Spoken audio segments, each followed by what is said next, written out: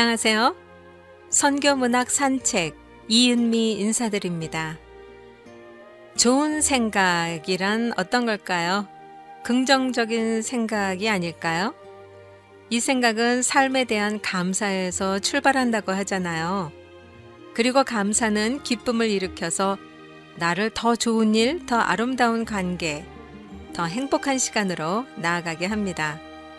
자, 반대로 불평하거나 부정적인 생각을 품다 보면 결국 삶 자체에 대한 회의가 싹트죠. 그래서 마음이 어두워집니다. 그러면 이어서 나쁜 일이 찾아오고요. 그 일은 다시 자신을 괴롭힙니다. 힘들 때라도 감사할 것을 찾아보세요. 만약에 불평을 하셨잖아요. 불평하고 나서도 감사를 떠올려 보십시오. 얼마 전에 제가 조금 실수로 손가락을 다쳤습니다. 그런데 이 작은 것이라도요. 내가 왜 다쳤지? 나 왜 하필이면 이 손가락이지? 하고 불평하기보다는 감사의 조건을 찾았습니다. 부러지지 않은 것, 또 손목이 괜찮은 것, 팔 자체가 괜찮은 것. 얼마나 감사한지요. 이 감사의 조건들을 많이 떠올려 봤었는데요. 그러다 보니까 어느새 좋은 일에 집중을 하게 되고요. 그런 제 자신을 발견하면서 이것이 바로 감사 훈련이구나 하고 생각을 했습니다. 여러 선교지에서 오지에서 선교를 하고 계시는 선교사님들과 사모님들 얼마나 힘든 일이 많이 있으십니까? 저는 말로 이렇게 쉽게 말씀을 드리지만 정말 저희가 상상할 수도 없을 정도의 많은 일들이 있으실 겁니다. 하지만 그런 가운데서도 감사함으로 극복해 나가시는 선교사님들을 생각할 때 그저 부끄럽고 고개를 숙일 수밖에 없습니다. 자, 오늘도 1시간 동안 저 이은미와 함께 하시면서 즐겁고 유익한 시간 보내시기 바랍니다. 일반 애청자 여러분들도 똑같은 은혜의 시간 되시기 바라면서 세계 소식으로 이어드립니다.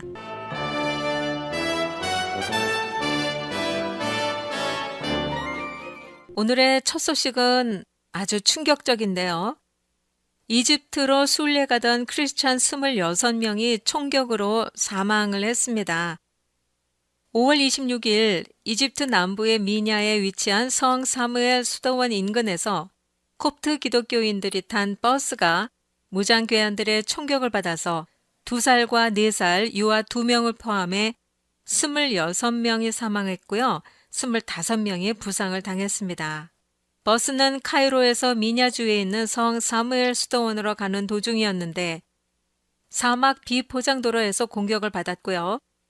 사망자 가운데 8명은 신원이 밝혀지지 않았고 부상자 일부가 중태이기 때문에 사망자 수가 늘어날 것이라고 미냐 주지사는 발표했습니다. 이집트 내무부 장관은 성명을 통해 3대의 SUV 차량을 타고 사막도로에 잠복하고 있던 무장괴한들이 버스에 총격을 했다고 발표했습니다. 압델 파타 엘시시 이집트 대통령은 긴급 비상회의를 소집했으며 이집트군이 지하디스트, 이슬람주의자들의 훈련소 한 곳을 공격했다고 발표했습니다. 엘시시 대통령은 테러 캠프를 공격하는 일에 주저하지 않을 것이라고 말했습니다. 지난 4월에는요, 이집트의 교회 2곳에서 자살 폭탄 테러가 일어나 47명이 사망했고요. 또 지난해 12월 29일에는 카이로 교회 공격으로 29명이 사망했습니다. 자, 이집트에는 몇 명의 크리스천들이 있을까요?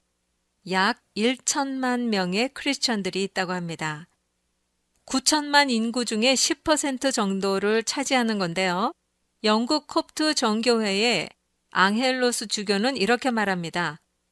끔찍하다. 맨체스터에서 일어난 사건과는 다르다. 맨체스터 공격이 청소년들을 겨냥했다면 이번 공격은 수도원으로 순례 가는 가족들을 겨냥했다고 영국 크리스천 투데이에 전했습니다. 영국 성공회의 저스틴 웰비 캔터베리 대주교는 우리는 신앙 때문에 두려움 속에서 살아야 하는 모든 사람들 편에 선다. 우리는 기도와 연대로 이집트와 타와드로스 총대주교 편에 선다고 말했습니다. 기독교인이라는 이유로 아이와 어른이 살해되었다는 소식에 가슴이 무너진다면서 캔터베리 대주교는 너무나 슬프고 가슴 아픈 이 시간에 우리는 죽은 영혼들과 부상당한 사람들, 유가족을 위해 기도한다. 이 어두운 시절에 하나님의 임재를 경험하고 위대한 대속자인 예수 그리스도에게 좀 더 가까워질 수 있기를 기도한다. 우리는 이집트 국가와 국민의 평화를 위해 기도한다. 테러 행위를 모두가 거부하길 기도한다고 말했습니다.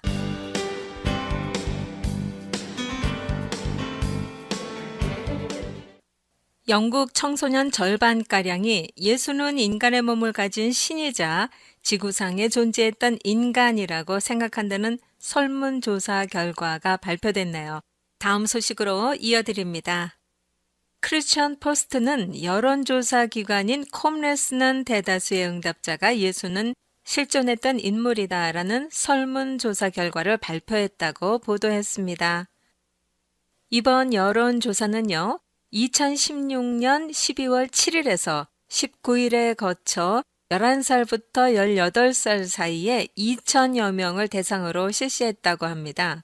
응답자 중에 41%는 자신은 크리스천이다 라고 답한 반면에 33%는 하나님의 존재에 대해 확신이 없다고 답했고요. 18%는 신의 존재를 믿지 않는다고 답했네요. 자신을 크리스천이라고 답한 응답자의 51%는 정기적으로 기도하고 성경을 읽는 적극적인 크리스천인 것으로 드러났습니다. 예수가 실존했다고 믿는가라는 질문에는요, 응답자 54%가 그렇다고 답했고요. 27%는 신화 속에 나오는 가상의 인물로, 또 19%는 잘 모르겠다고 대답했습니다.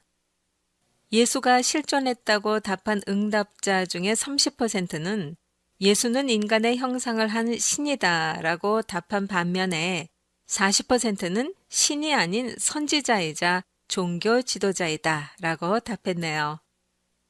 자, 그 다음에는 예수의 부활에 관한 질문인데요. 37%만이 예수가 죽음에서 부활했다고 답했습니다. 또 40%는 부활의 기적은 일어나지 않았다고 답했고요. 23%는 잘 모르겠다고 답했습니다. 이번 설문조사 결과에 대해 지미 데일 영국 국교회 청년부 담당자는 영국 교회는 영국 청년들에게 어떤 방식으로 복음을 전파할 것인가에 대해 심각하게 고민하고 이들이 복음에서 멀어진 이유에 대해 생각해 봐야 한다고 전했네요. 네, 영국 청소년들에 대한 설문조사 결과를 말씀을 드렸는데 과연 한국 청소년들에게 똑같은 설문조사를 했다면 어떤 결과가 나왔을까 상당히 궁금합니다.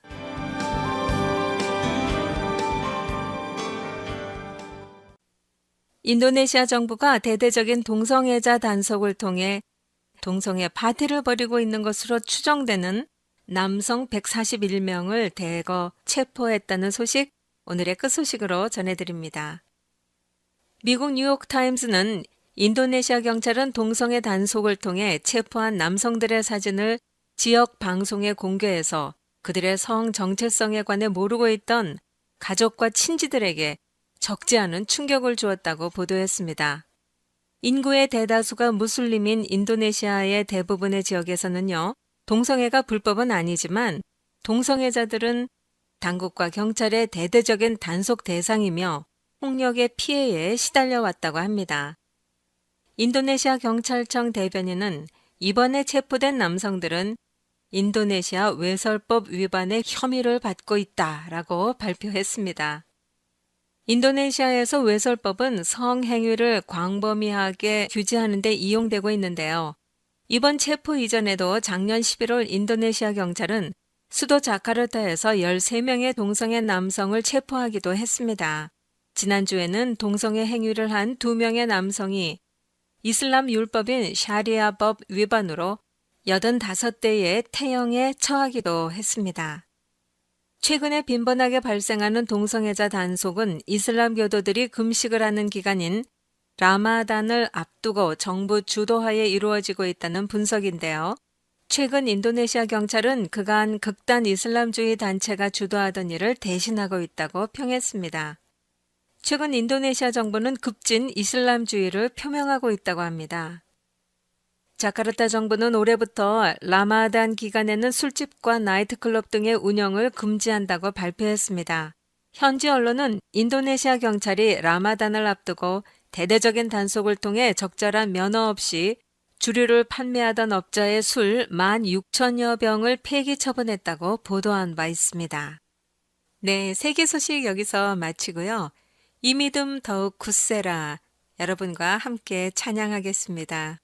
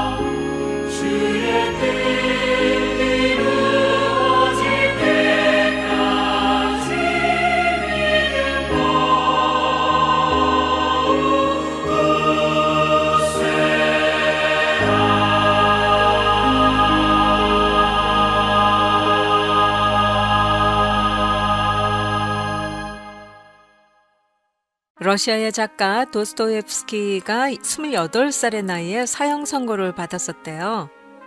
영하 50도나 되는 추운 겨울날이었는데 그는 형장으로 끌려갔습니다. 형장에는 기둥이 세워져 있었고요. 한 기둥에 3사람씩 묶었는데 그는 3번째 기둥의 가운데에 묶였었다고 합니다. 사형 집행 예정 시간을 생각하면서 시계를 보니까 자신이 이 땅 위에 살아있을 수 있는 시간이 5분이 남아 있었다고요. 28년간을 살아왔지만 이렇게 단 5분이 금쪽같이 생각되어지기는 처음이었습니다. 그는 이제 5분밖에 남지 않은 생명을 어디에다 쓸까 하고 생각해 보았죠. 형장에 같이 끌려온 아는 사람에게 마지막 인사를 한마디씩 하는데 2분이 걸리게 될 것이고 오늘까지 살아온 생활과 생각을 정리해 보는데 2분 정도 쓰기로 했습니다. 그리고 남은 1분은 오늘까지 발을 붙이고 살던 땅과 눈으로 볼 수 있는 자연을 마지막 한 번 둘러보는데 쓰기로 했습니다. 이렇게 생각하면서 눈물이 고인 눈으로 옆에 묶여있는 2사람에게 최후의 키스를 했고 남은 가족을 잠깐 생각하고 나니까 벌써 2분이 훌쩍 지나버렸어요. 이제 자신에 대해서 생각하는데 문득 3분 후에 어디로 갈 것인가 하는 생각이 나면서 눈앞이 깜깜해지고 아찔해졌습니다. 28년간이라는 세월을 한순간 한순간 아껴 쓰지 못한 것이 정말 후회가 됐습니다. 이제 다시 한번 살 수만 있다면 순간마다 가볍게 쓰련만 하는 생각이 절실했지만 돌이킬 수 없는 뉘우침 뿐이었죠.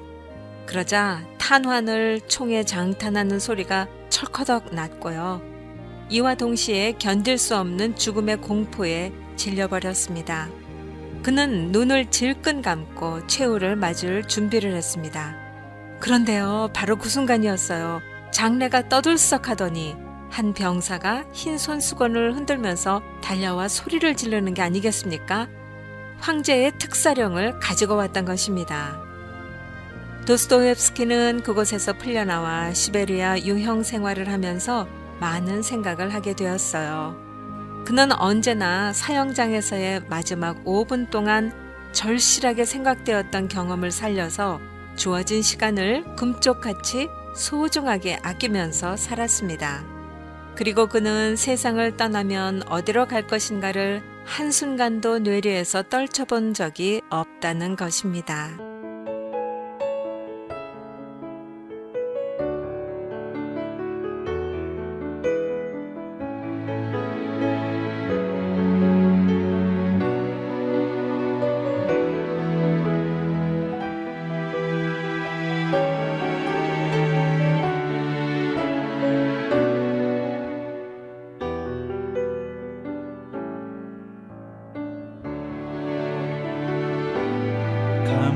감사해요. 깨닫지 못했었는데 내가 얼마나 소중한 존재라는 것 태초부터 지금까지 하나님의 사랑은 항상 날 향하고 있었다는 것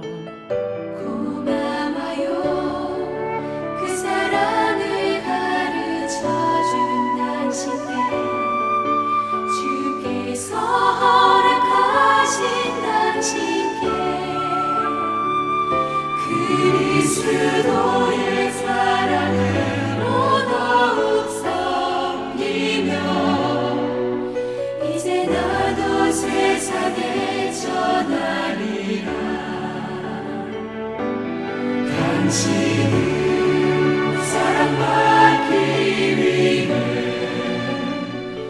그리고 그 사랑 전하기 위해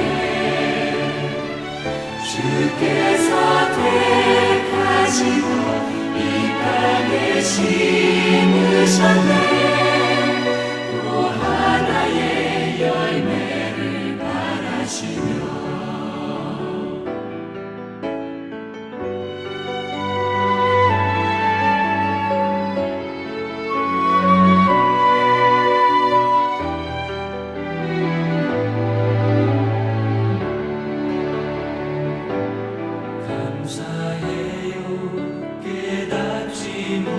했었는데 내가 얼마나 소중한 존재라는 것 태초부터 지금까지 하나님의 사랑은 항상 날 향하고 있었다는 것 고마워요 그 사랑을 가르쳐준 당신께 주께서 허락하신 당신께 그리스도의 사랑으로 더욱 섬기며 이제 나도 세상에 전하리라 당신은 사랑과 그의 위를 그리고 그 사랑 전하기 위해 주께서 택하시고 이 땅에 심으셨네 또 하나의 열매를 바라시며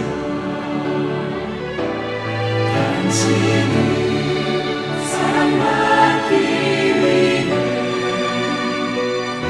그리고 그 사랑 전하기 위해 주께서 택하시고 이 땅에 심으셨네 또 하나의 열매를 바라시며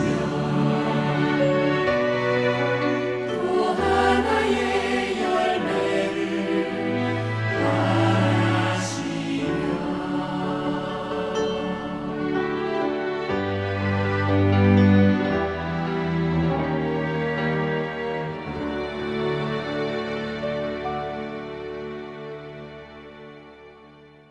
선교지 수기 오늘 세 번째 시간인데요. 오늘은 스리랑카로 가보겠습니다.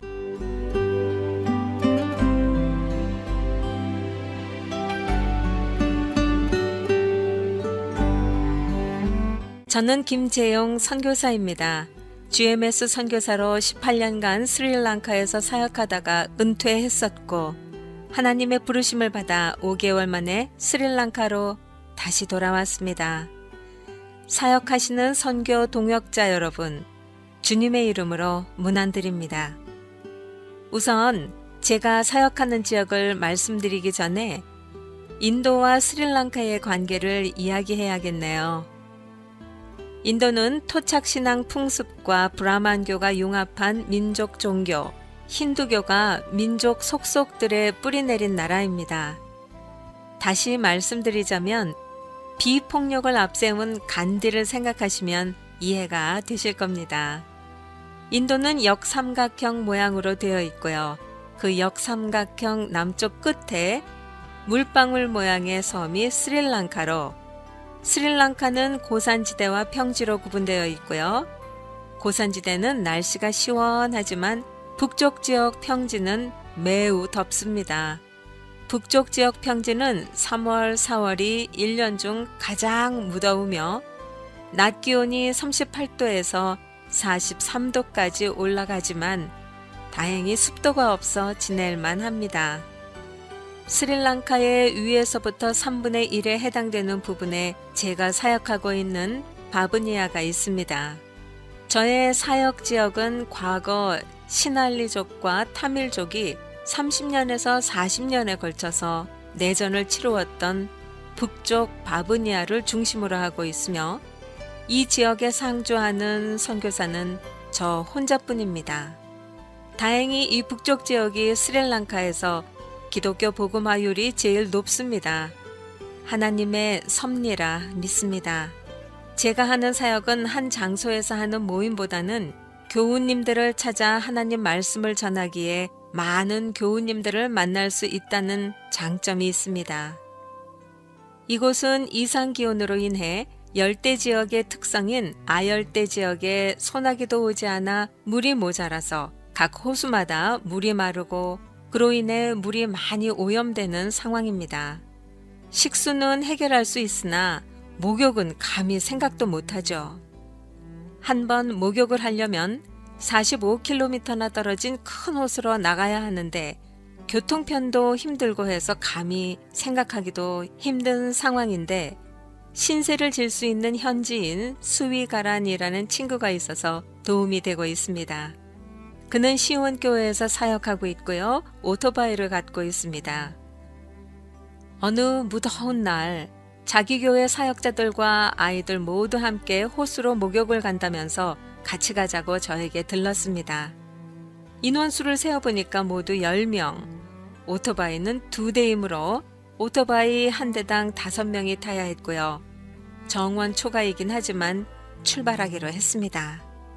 스리랑카에서는 오토바이에 3명에서 4명 타는 것은 보통이에요. 비포장 도로에다가 정원 초가로 인해 수위가란의 조심스러운 운전에도 불구하고 약 1시간 정도 갔을 때 약간의 경사진 모래가 깔려있는 도로에서 미끄러져 넘어졌습니다. 다행히 5명 모두 다치지 않았고요. 오토바이도 멀쩡했습니다. 하나님께 모두 무사하게 해주셔서 고맙다고 감사의 기도를 올리고 출발하려는데 봉고차에 타고 있던 힌두교 신자 2명이 다가와서 무슨 일이냐고 하길래 오토바이 운행 중 넘어졌는데 아무 사고 없었고 괜찮다고 했지만 외국인인 나를 보고 누구냐고 묻기에 사역자다 하니까 이 2명의 힌두교 신자들이 기독교인이라는 말로 인해 텃세를 부리면서 경찰에 신고를 하는 거예요.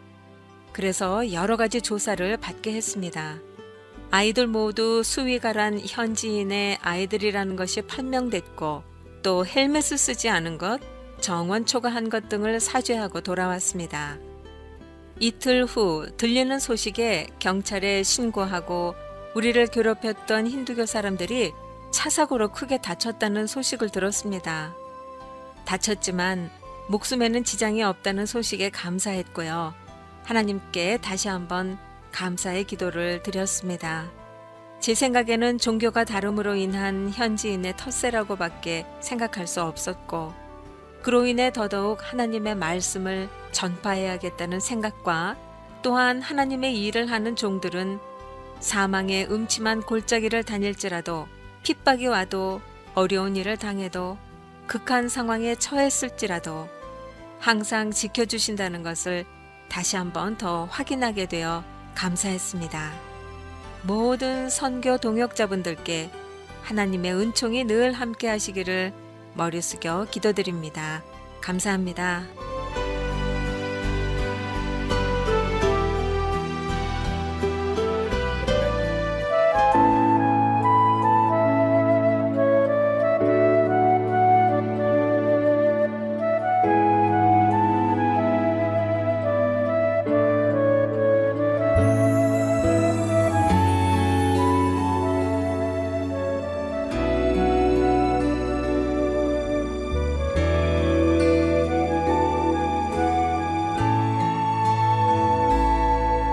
나의 안에 거하라 나는 내 하나님이니 모든 환난 가운데 너를 지키는 자라 두려워하지 말라 내가 널 도와주리니 놀라지 말라 내 손 잡아주리라 나의 안에 거하라 나는 내 하나님이니 모든 환난 가운데 너를 지키는 자라 두려워하지 말라 내가 널 도와주리니 놀라지 말라 내 손 잡아주리라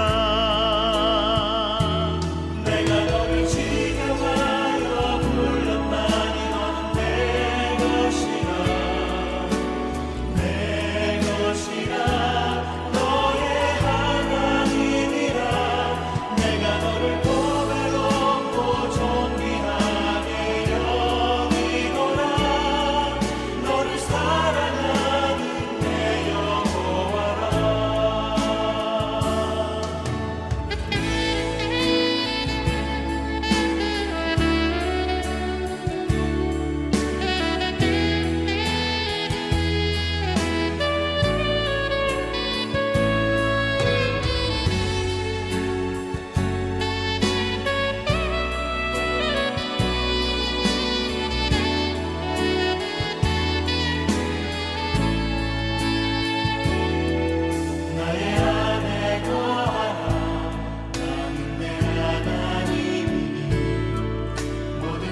환난 가운데 너를 지키는 자라. 두려워하지 말라. 내가 널 도와주리니. 놀라지 말라. 내 손 잡아주리라. 내가 너를 지명하여 불렀나니 너는 내 것이라. 내 것이라. 너의 하나님이라. 내가 너를 보배롭고 존귀하게 여기노라. 너를 사랑하는 내 여호와라. 내가 너를 지명하여 불렀나니 너는 내 것이라. 내 것이라. 너의 하나님이라. 내가 너를 보배롭고 존귀하게 여기노라. 너를 사랑하는 내 여호와라. 너를 사랑하는 내 여호와라. 너를 사랑하는 내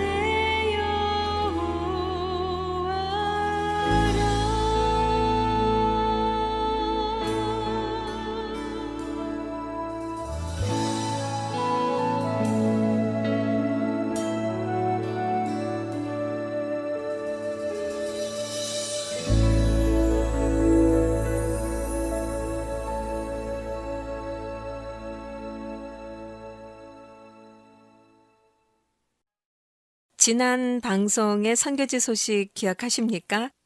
파라과이의 베아노 박옥산 선교사님께서 보내주신 영국 스코틀랜드 방문하신 편지를 여러분께 소개해드렸었는데요.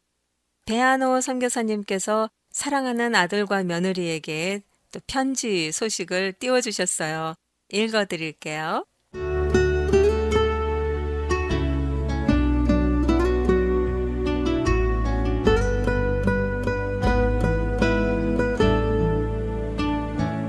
사랑하는 아들아, 며느라, 인생은 선택의 연속이다. 끊임없이 선택의 합집합이 곧 인생이다. 내가 60여 평생을 살아보니까 이제사 선택의 중요성을 새삼 절감한다.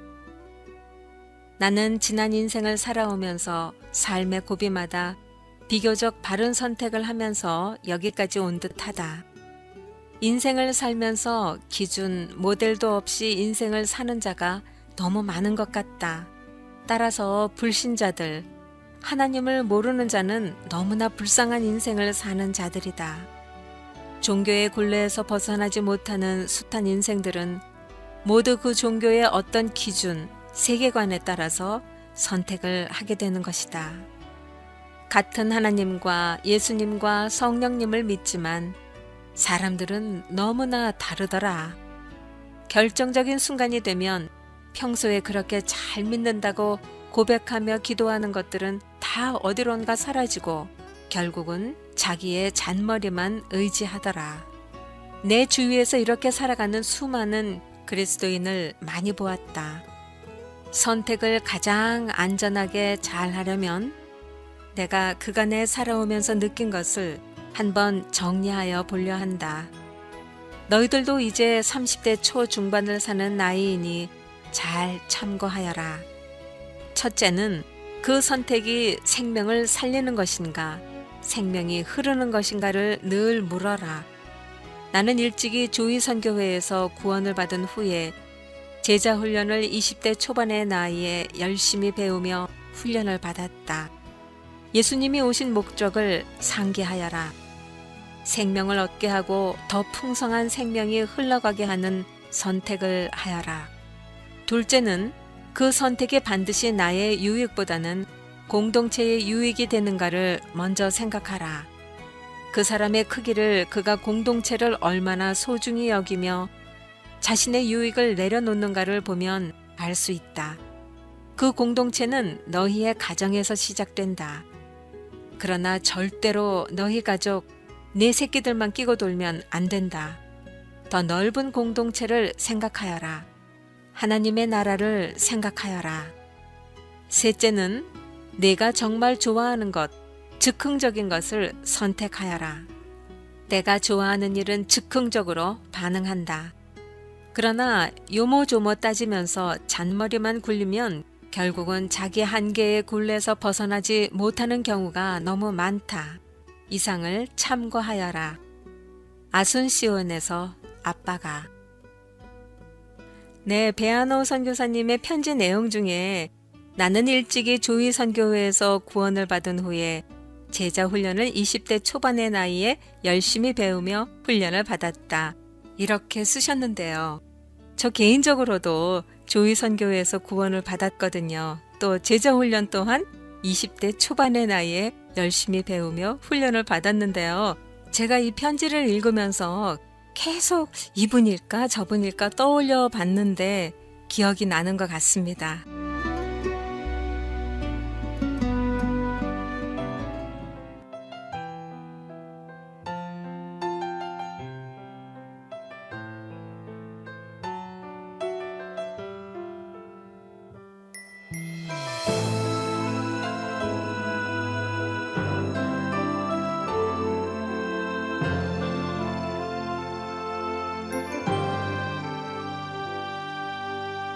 힘들고 지쳐 낙망하고 넘어져 일어날 힘 전혀 없을 때에 조용히 다가와 손잡아 주시며 나에게 말씀하시네.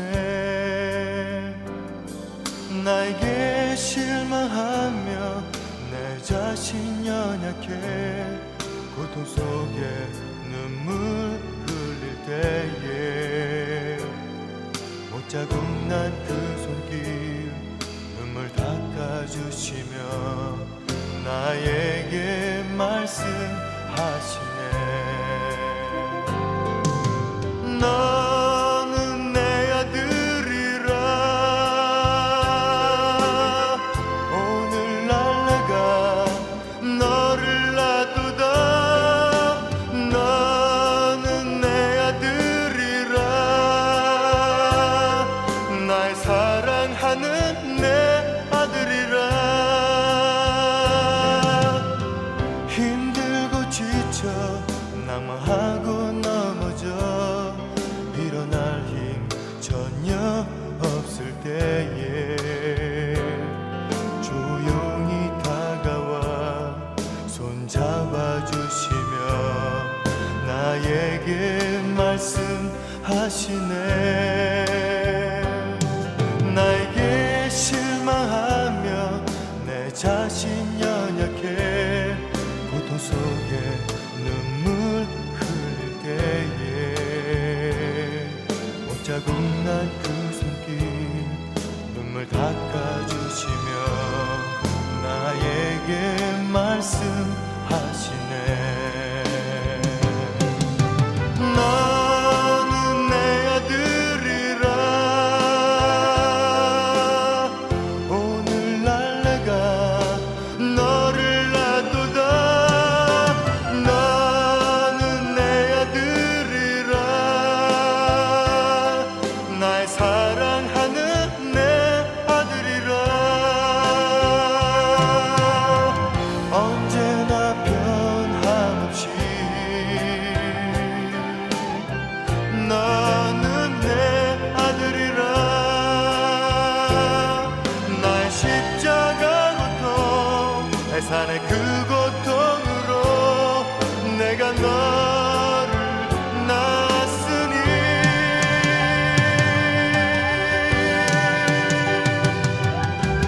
너는 내 아들이라 오늘날 내가 너를 놔두다. 너는 내 아들이라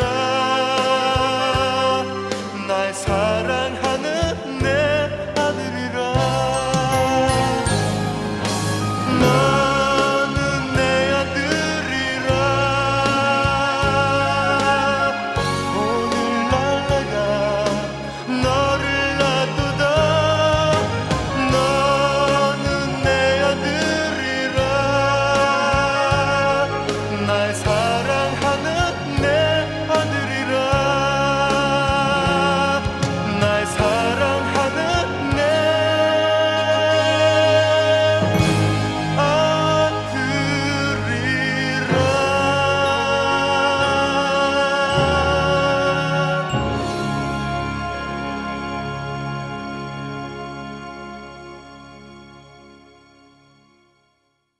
여러분은 어린이날 하면 어떤 분이 떠오르세요? 네, 소파 방정환 선생님 떠오르시죠? 이 소파의 뜻이 잔잔한 물결, 작은 물결이라는 뜻이라고 해요. 아동문학가고 아동을 어린이라는 용어로 격상을 시켰죠. 아동문제연구단체인 색동회를 조직했고요. 어린이날을 제정하신 분입니다. 오늘 이 시간에는 소파 방정환 선생님의 아동문학 한 가지 소개해 드리려고 해요. 재미있어요. 들어보세요.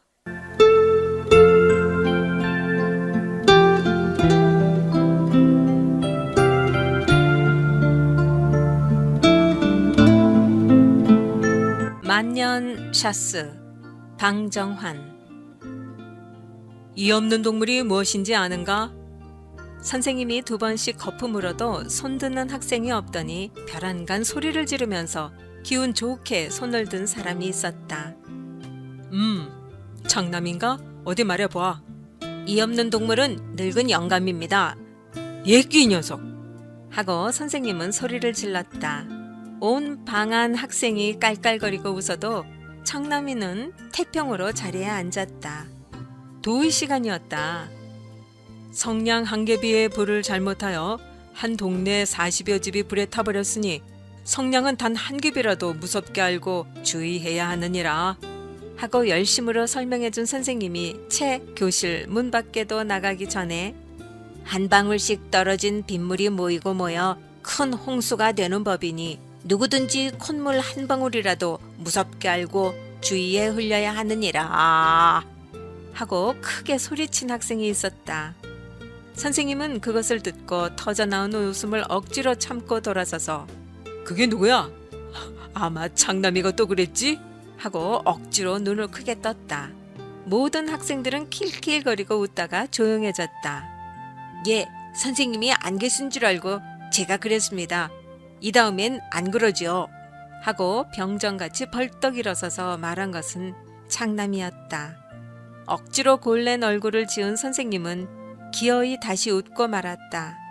아무 말 없이 빙그레 웃고는 그냥 나가버렸다. 학생들은 일시에 손뼉을 치면서 웃어댔다.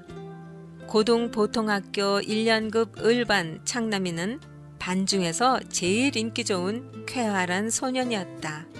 이름은 창남이요, 성이 한가라, 비행사 안창남과 같다고 학생들은 모두 그를 보고 비행사, 비행사 하고 부르는데 사실상 그는 비행사같이 시원하고 유쾌한 성질을 가진 소년이었다. 모자가 다 헤어졌어도 새 것을 샀쓰지 않고 양복바지가 헤어져서 궁둥이에 조각을 붙이고 다니는 것을 보면 집안이 구차한 것도 같지만 그렇다고 단 한 번이라도 근심하는 빛이 있거나 남의 것을 부러워하는 눈치도 없었다. 남이 걱정이 있어 얼굴을 찡그릴 때에는 우스운 말을 잘 지어내고 동무들이 곤란한 일이 있을 때에는 좋은 의견도 잘 꺼내놓으므로 비행사의 이름은 더욱 높아졌다. 연설을 잘하고 토론을 잘해서 갑반하고 내기를 할 때는 언제든지 창남이 혼자 나아가 이기는 셈이었다. 그러나 그의 집이 정말 가난한지 넉넉한지 아무도 아는 사람이 없었고 가끔 그의 뒤를 쫓아가 보려고도 했지만 모두 중간에서 실패를 하고 말았다. 왜 그런고 하면 그는 날마다 20리 밖에서 학교를 다니기 때문이었다. 그는 가끔 우스운 말을 하여도 자기 집안 일이나 자기 신상에 관한 이야기는 말하는 법이 없었다. 그런 것을 보면 입이 무거운 편이었다. 그는 입과 같이 궁둥이가 무거워서 철봉 틀에서는 잘 넘어가지 못해서 늘 체조 선생님에게 흉을 잡혔다. 하쿠 학생들이 다 돌아간 다음에도 창남인 혼자서 철봉 끝에 매달려 땀을 흘리며 연습을 하고 있는 것을 동무들은 가끔 보았다. 하하, 이 애 비행사가 하쿠에 혼자 남아서 철봉 연습을 하고 있더라. 혼자 애를 쓰더라. 그래, 이제는 좀 넘어가던? 웬걸, 한 200번이나 넘도록 연습하면서 그래도 못 넘어가더라고.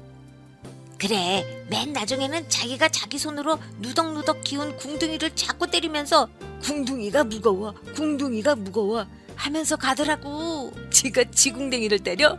그러게 괴물이지. 모두 웃었다.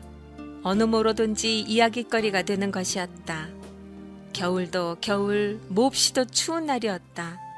손을 입에 대고 호호 부는 이른 아침에 상학종은 치고 공부는 시작되었는데 한 번도 결석한 일이 없는 창남이가 이날은 오지 않았다. 신문으로 치면 호웰세 호외야. 아니, 글쎄 말이야. 비행사가 결석을 하다니.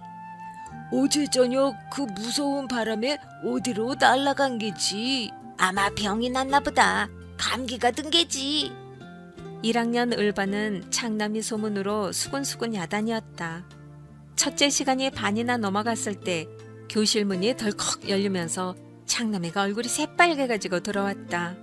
학생과 선생은 반가워하면서 웃었다. 그리고 그들은 창남이가 신고 섰는 구두를 보고 더욱 크게 웃었다. 그의 오른편 구두는 헝겊으로 싸매고 또 새끼로 감아매고 또 그 앞에 손수건으로 싸매고 해서 퉁퉁하기 짝이 없다. 한창남, 오늘은 웬일로 늦었느냐? 하고 창남이가 그 괴상한 퉁퉁한 구두를 신고 있는 발을 번쩍 들고는 오다가 길에서 구두가 다 떨어져서요. 너덜너덜 거리기에 새끼를 얻어 고쳐 신고 오느라고 늦었습니다. 그러고도 창남이는 태평이었다. 그 시간이 끝나고 쉬는 동안에 창남이는 그 구두를 벗어들고 다 헤어져서 너덜너덜거리는 구두 주둥이를 손수건과 대남짝으로 얌전하게 싸매어 신었다. 그러고도 태평이었다. 날이 따뜻해도 귀찮은 체조 시간이 이처럼 살이 터지도록 추운 날이었다. 에이, 어떻게 이 추운 날 체조를 한담. 너 그 무섭고 딱딱한 선생이 우통을 벗으라고 하겠지? 아이고, 다 낯질이야, 아찔. 하고 싫어들 하는 체조 시간이 되었다. 원래 군인으로 다니던 성질이라 무뚝뚝하고 용서 없는 체조 선생이 호령을 하다가 그 괴상스런 창남이 구두를 보았다. 한창남, 그 구두를 신고도 활동할 수 있겠나? 뻔뻔스럽게. 예, 얼마든지 할 수 있습니다. 이것 보십시오. 하고 창남이는 시키지도 않은 뛰임도 뛰어 보이고 다른 박질도 해 보이고 제자리 걸음도 부지런히 해보았다. 체조 선생님도 어이가 없다는 듯이 상당히 치료에 신었군 하고 말았다. 그러고는 전열만 세 걸음 앞으로 가. 전후열 모두 웃옷 벗어 하고 다시 호령을 계속했다. 죽기보다 싫은 체조 선생님의 명령이다. 온 반 학생이 일제히 검은 양복 저고리를 벗어 샤스만 입은 채로이고 선생까지 벗었는데 다만 한 사람 창남이만 벗지 않고 그대로 있었다. 한창남, 왜 웃옷을 안 벗나? 창남이는 고개를 푹 숙이면서 얼굴이 빨개졌다. 그가 이러기는 처음이었다. 한참 멈칫하다가 고개를 들고 선생님, 만년사스도 좋습니까? 뭐? 만년사스란 뭐야? 맨몸 말씀입니다. 성난 체조 선생은 당장에 후려갈길듯이 그의 앞으로 뚜벅뚜벅 걸어가면서 벗어! 호령했다. 창남이는 양복 저고리를 벗었다.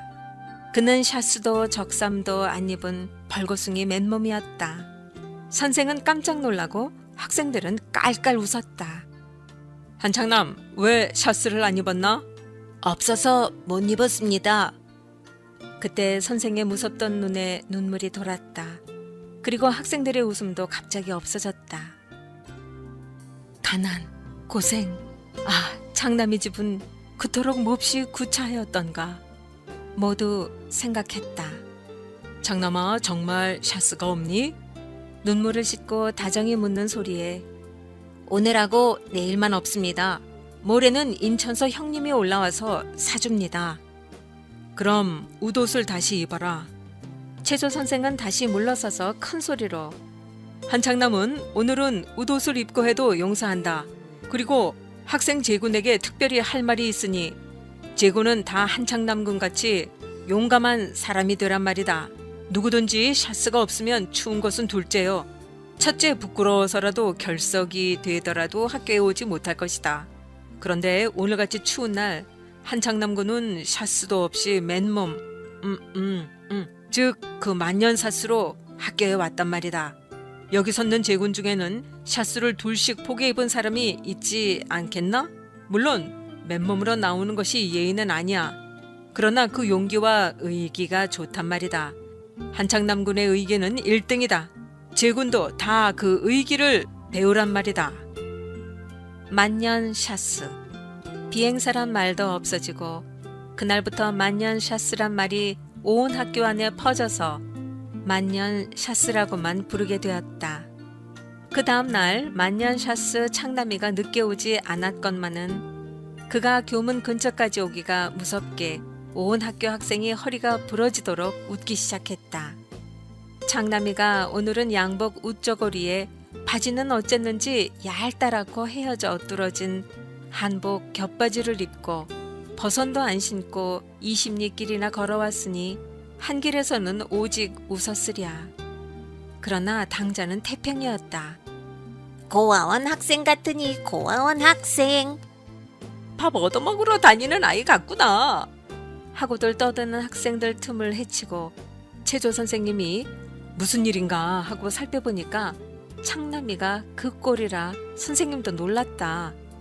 아니 너 양복 바지를 어쨌니? 없어서 못 입고 왔습니다. 어찌 그리 없어지느냐? 날마다 한 가지씩 없어진단 말이냐? 예, 그렇게 한 가지씩 두 가지씩 없어집니다. 어째서? 예. 하고 침을 삼키고 나서 그저께 저녁에 바람이 몹시 불던 날 저의 동네에 큰 불이 나서 저희 집도 반이나 넘어 탔어요. 그래서 모두 없어졌습니다. 듣기에 하도 딱해서 모두 혓끝을 찼다. 그렇지만 양복 바지는 어저께도 입고 있지 않았니? 불은 그저께 나고. 저의 집은 반만이라도 타서 세간을 건졌지만요. 이웃집 20여 채가 다 타버려서 동네가 야단들이어요. 저는 어머니하고 단 2식구만 있는데 동네 사람들이 먹지도 못하고 자지도 못하게 되어서 야단들이에요. 그래 저희 어머니께서는요. 우리는 먹고 잘 수 있으니까 2식구가 당장 입고 있을 옷 한 벌씩만 남기고 모두 길거리에서 떨고 있는 동네 사람들에게 나누어 주라고 하셔서 어머니 옷, 제 옷을 모두 동네 어른들께 드렸습니다. 그리고 양복 바지는 제가 입고 주지 않고 있었는데요. 저희 집 옆에서 술 장사하던 영감이 병든 노인이신데 하도 추워하시기에 보기에 딱해서 저녁에 마저 주고 저는 가을에 입던 헤어진 곁바지를 꺼내 입었습니다. 모든 학생들은 죽은 듯이 고요하고 고개들이 말없이 수그러졌다. 선생님도 고개를 숙였다. 그래, 너는 내가 입은 샤스까지도 양말까지도 다 주었단 말이냐? 아니요. 양말과 샤스만은 한 벌씩 남겼는데요. 저희 어머니가 입었던 옷은 모두 남에게 주워놓고 추워서 벌벌 떠시기에 제가요. 어머니, 제 샤스라도 입으실까요? 했더니 내 샤스도 모두 남 주었는데 네 것이 2벌씩이나 남았겠니?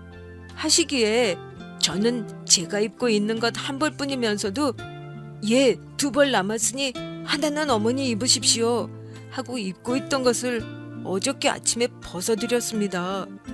그러니까 내가 먼 길에 학교 가기 추울 텐데 2를 포개 입을 것을 그랬구나 하시면서 받아 입으셨어요. 그리고 아주 발이 시려 하시면서 이야 장남아 양말도 2켤레가 있느냐 하시기에 신고 있는 것 한 켤레였지만 예 2켤레입니다. 하나는 어머니 신으시지요 하고 거짓말을 하고 신었던 것을 어저께 벗어드렸어요.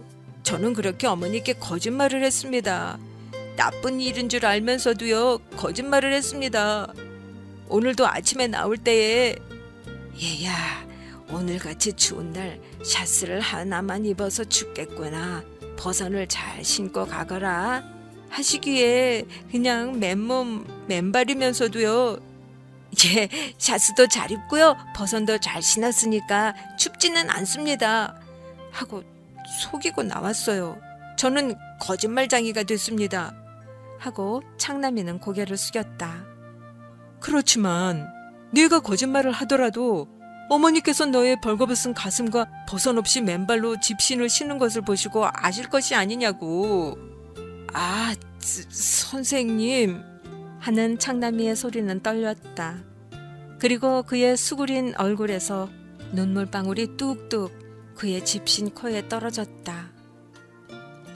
저의 어머니는요, 제가 8살 되던 해에 눈이 머셔서 보지를 못하고 사신답니다. 최조 선생님의 얼굴에는 굴달한 눈물이 흘렀다.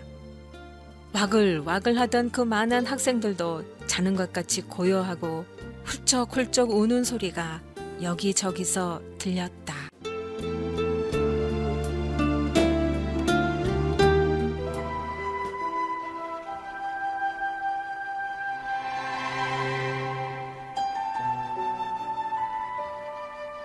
오늘도 이 1시간 동안 함께 해주신 여러분께 진심으로 감사드립니다. 저는 다음 방송을 기약하면서 이 시간을 물러갈게요. 이은미였습니다.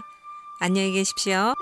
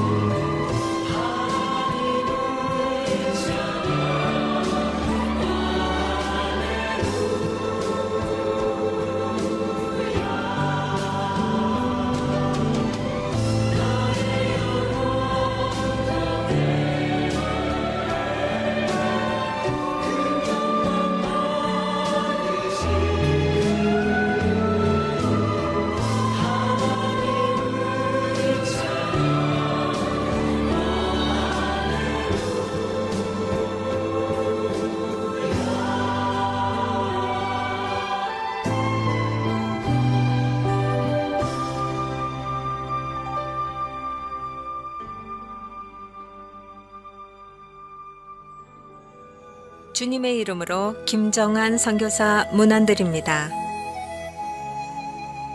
은퇴하셨군요. 혹은 곧 은퇴하시게 되시나요? 이제 편히 쉬시다가 천국 가시기를 기다리시겠군요. 그런데 요즘은 은퇴 후에도 평균 20-30년 이상은 더 사셔야 하시는 것 아시죠? 요즘은 인간의 수명이 100세수 시대에 들어섰습니다. 은퇴하셨으면 인생의 황금기가 시작되신 것 아시죠? 이제부터 가장 값진 인생의 기간을 보내기를 원하시죠? 주님이 예비하신 길이 있습니다. 은퇴 후 실버 세대로 사는 것이 아니라 황금기 선교사로 사시는 길이 열려 있습니다. 황금기 선교사님이 되어주시지 않으시겠습니까? 선교사라고요? 내가 할 수 있는 것이 없다고요? 나는 목사가 아니라고요? 아닙니다. 성경에는 노년 시대에 하나님이 종들을 들어 쓰시는 것이 나옵니다. 은퇴 후 선교를 위해 헌신해 주시지 않으시겠습니까? 그동안 평생 나 자신과 가족을 위해서 평생 살아오셨다면 이제부터는 하나님의 선교를 위해 살아보시지 않으시겠습니까? 평생 사시면서 한 가지는 잘하시는 것 있으시죠? 그 재능과 지식을 들이시면 됩니다. 황금기 선교사 쉽습니다. 내 자신이 잘하는 은사와 전문성을 들이시면 됩니다. 모세는 80세에, 아론은 83세에 출애굽의 지도자로 부르심을 받았습니다. 아브라함은 75세에 부르심을 받습니다. 갈렙은 85세에 이 산지를 내게 주소서 도전합니다. 야곱은 성경의 나이로 77세에 라반의 집으로 들어가 14년을 섬기고 결혼을 합니다. 미국에서 65세 은퇴 또는 한국에서 55세 은퇴입니다. 그러나 성경에서는 은퇴 개념은 없습니다. 은퇴는 이제 인생의 전반전을 마치셨다는 뜻입니다. 인생의 후반전을 어떻게 보내시겠습니까?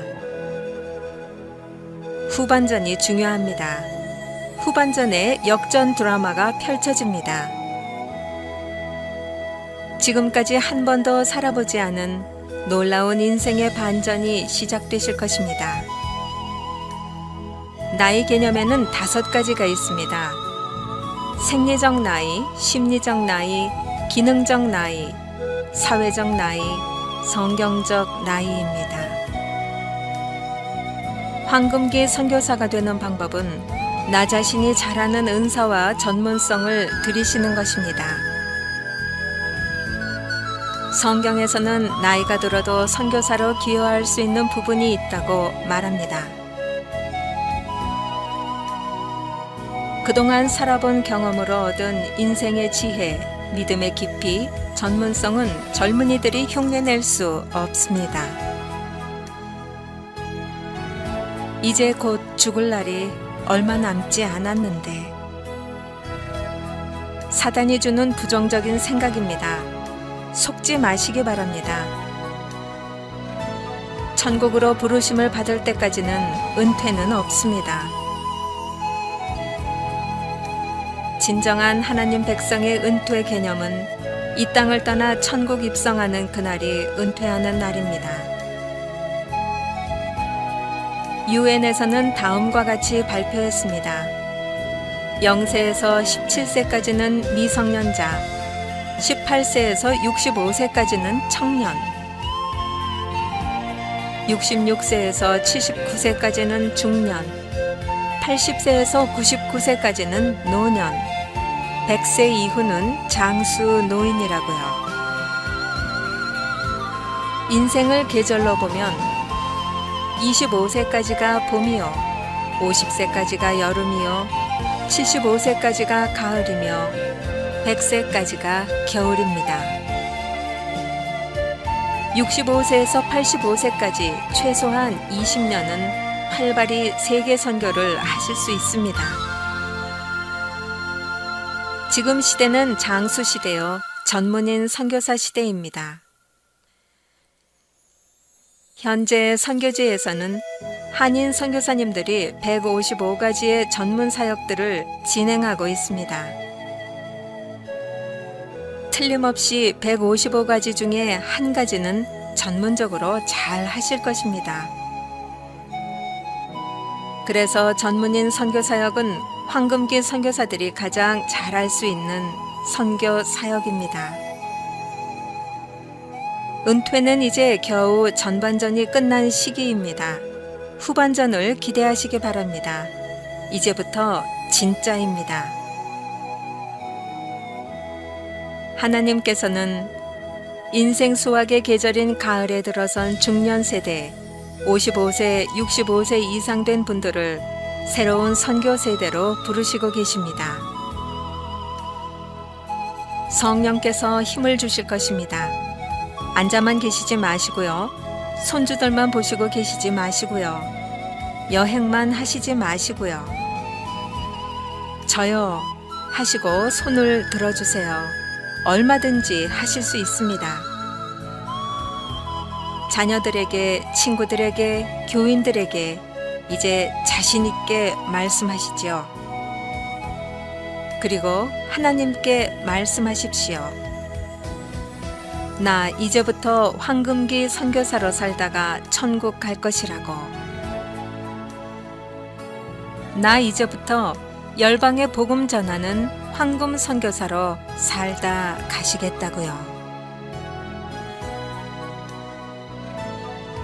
선교 전문 방송 GMN 홈페이지 www.gmanradio.org를 방문하셔서 황금기 선교사 신청을 하시면 됩니다. 홈페이지 첫면 오른쪽 아래 배너를 클릭하셔서 신청하시기 바랍니다. 또는 다른 분이 잘 하시도록 월정 황금기 선교사 후원자가 되셔도 됩니다. 홈페이지에 있습니다. 자세한 문의는 sonministry@gmail.com으로 연락 주시기 바랍니다.